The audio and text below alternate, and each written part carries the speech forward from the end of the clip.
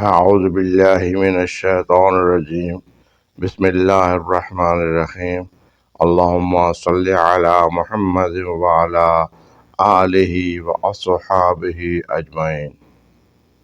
حضور اقدس صلی اللہ علیہ وآلہ وسلم کی آیات طیبہ میں کثیر تعداد میں ایمان افروز واقعات ملتے ہیں، جن میں سے کچھ اس ویڈیو میں موضوع گفتگو ہیں۔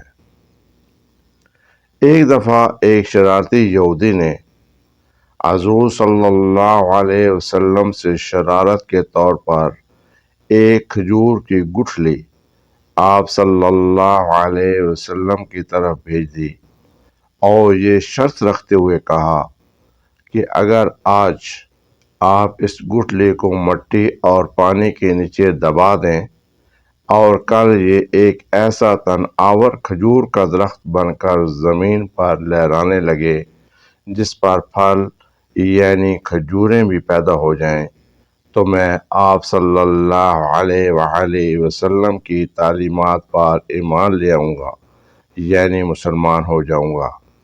لہٰذا حضور صلی اللہ علیہ وآلہ وسلم نے اس کی یہ شرط تسلیم کر لی اور ایک جگہ پر جا کر آپ صلی اللہ علیہ وآلہ وسلم نے اس گٹھلی کو مٹی کے نیچے دبا دیا اور اس پر پانی ڈالا اور اللہ تعالیٰ سے دعا بھی کی اور وہاں سے واپس تشریف لے آئے۔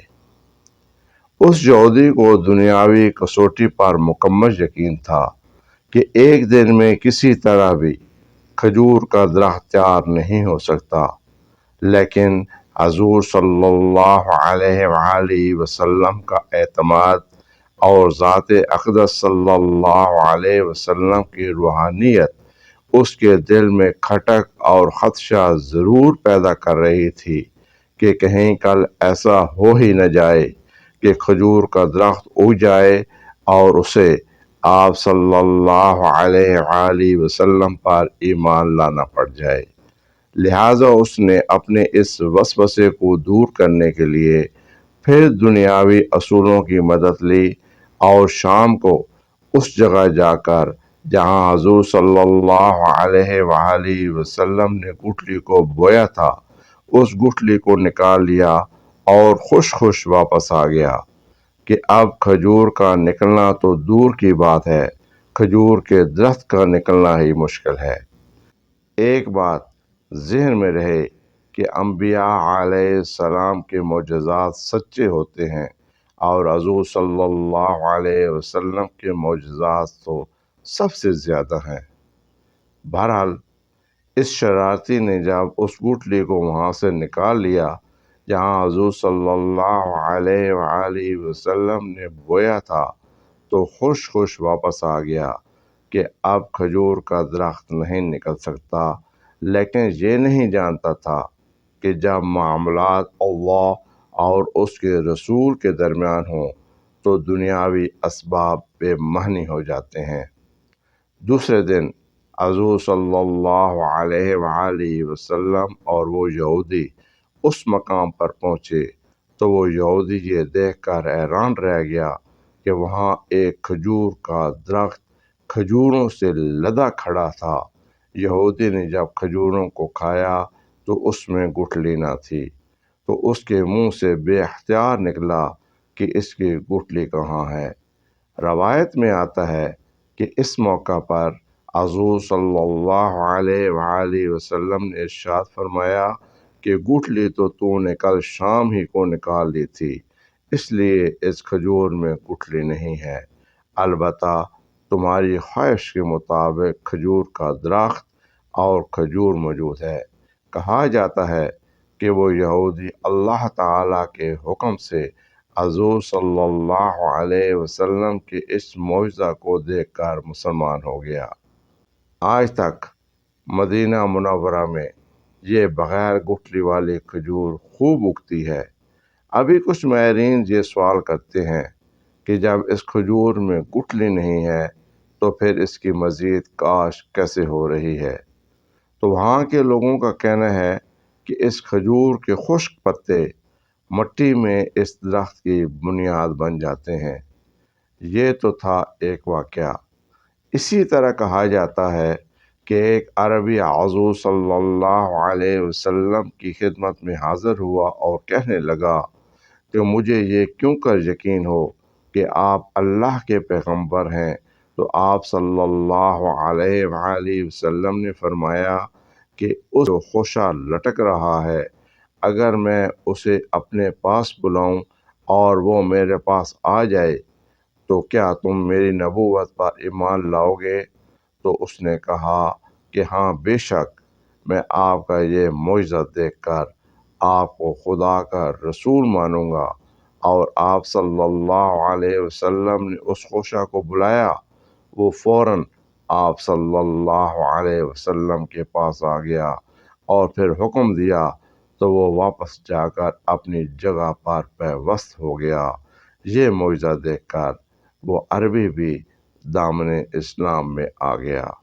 اسی طرح حضرت جابر رضی اللہ تعالی عنہ حضور صلی اللہ علیہ وآلہ وسلم کی خدمت میں حاضر ہوئے اور عرض کیا کہ اے اللہ کے نبی، میرے والد کے ذمہ یہودیوں کا قرض تھا اور وہ فوت ہو گئے۔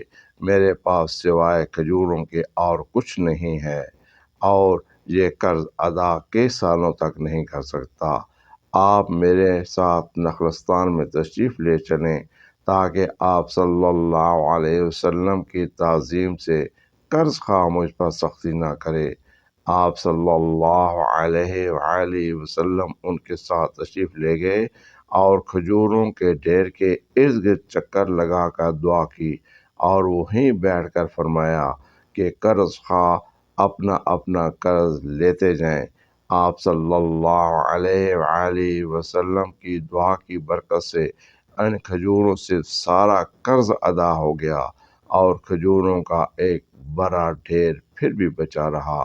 اسی طرح حضور صلی اللہ علیہ وآلہ وسلم جب مدینہ منورہ تشریف لائے تو حضرت سلیمان فارسی کچھ تازہ کھجور لے کر آئے اور حضور صلی اللہ علیہ وآلہ وسلم کی خدمت میں پیش کیں۔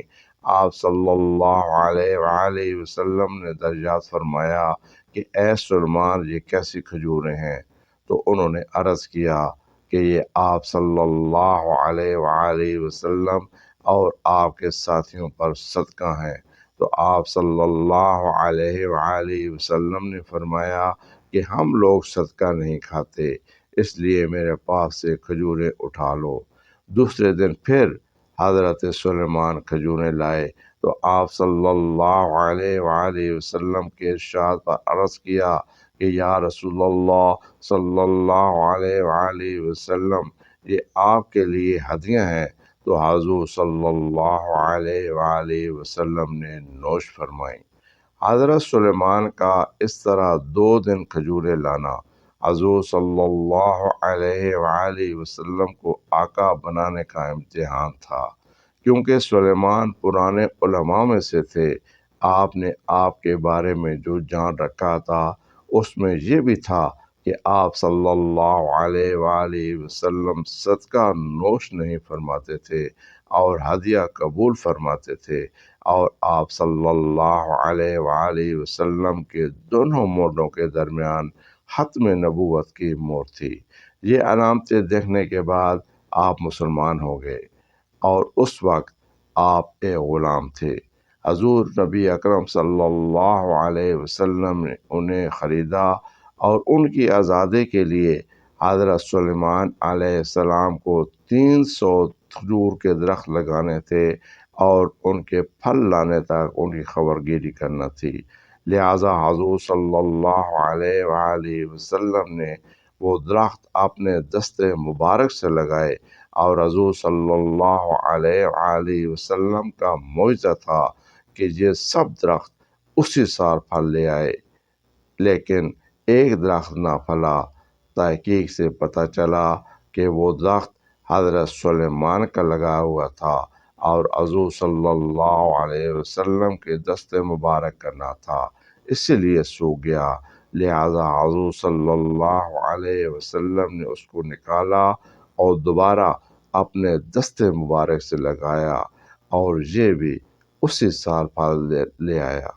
یہ واقعات صرف ایمان کو تازہ نہیں کرتے بلکہ اس حقیقت کی بھی گواہی دیتے ہیں کہ حضور صلی اللہ علیہ وآلہ وسلم کی ذات اقدس اللہ تعالیٰ کی طرف سے سچائی کا کامل مظہر ہے، اور دنیاوی اصول وہاں بے معنی ہو جاتے ہیں جہاں اللہ تعالیٰ کی قدرت اور اس کے رسول کی دعا موجود ہو۔ والسلام علیکم ورحمۃ اللہ وبرکاتہ۔